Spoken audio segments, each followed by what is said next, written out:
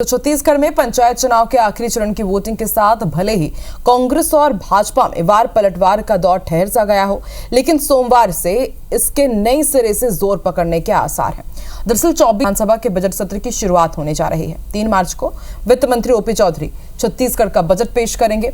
राज्यपाल के अभिभाषण पर भी चर्चा होगी। देखिए रिपोर्ट।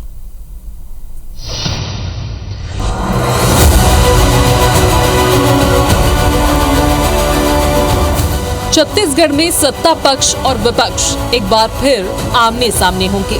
मौका है विधानसभा के बजट सत्र का, जो सोमवार से शुरू होने जा रहा है, जिसके हंगामेदार रहने के आसार है। विपक्ष लॉ एंड ऑर्डर समेत कई मुद्दों पर सरकार को घेरने की तैयारी में है।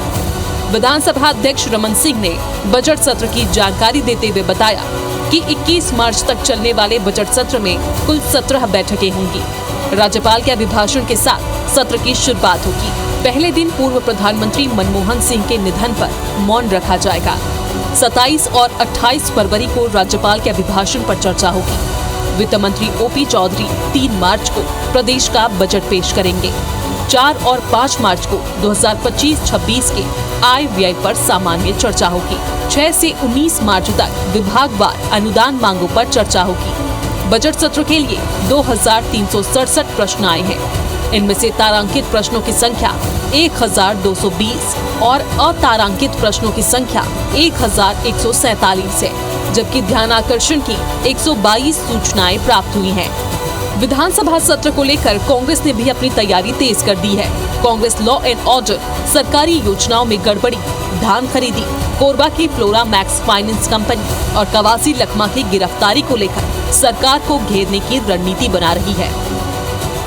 सत्ता पक्ष को घेरा जाएगा। जिस तरीके से उन्होंने जो वादे किए थे जनता से, उन वादों के खिलाफ जो सरकार चल रही है, उसके खिलाफ आवाज उठाई जाएगी। कांग्रेस जहां सरकार को घेरने की तैयारी में है, तो वहीं बीजेपी निकाय और पंचायत चुनाव में मिली जीत से उत्साहित है।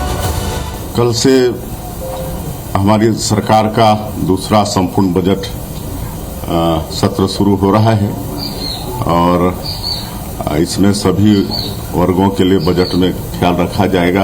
3 मार्च को हमारे छत्तीसगढ़ राज्य का हमारे मुख्यमंत्री जी के नेतृत्व में जो हमारी सरकार चल रही है, उसका दूसरा बजट प्रस्तुत होगा और विकसित छत्तीसगढ़ बनाने की दिशा में एक बड़े छलांग के रूप में ये बजट सबके सामने आएगा। छत्तीसगढ़ में रविवार को ही पंचायत चुनाव का आखिरी चरण पूरा हुआ है। विपक्ष के पास एक बार फिर सरकार को घेरने का मौका है, तो वहीं बीजेपी के सामने जनता के उस पर जताए भरोसे पर खरा उतरने की चुनौती है। फिलहाल सबकी नजर 3 मार्च को विधानसभा में पेश होने वाले बजट पर है, जो साई सरकार का दूसरा बजट है। सौरभ सिंह परिहार, IBC 24, रायपुर।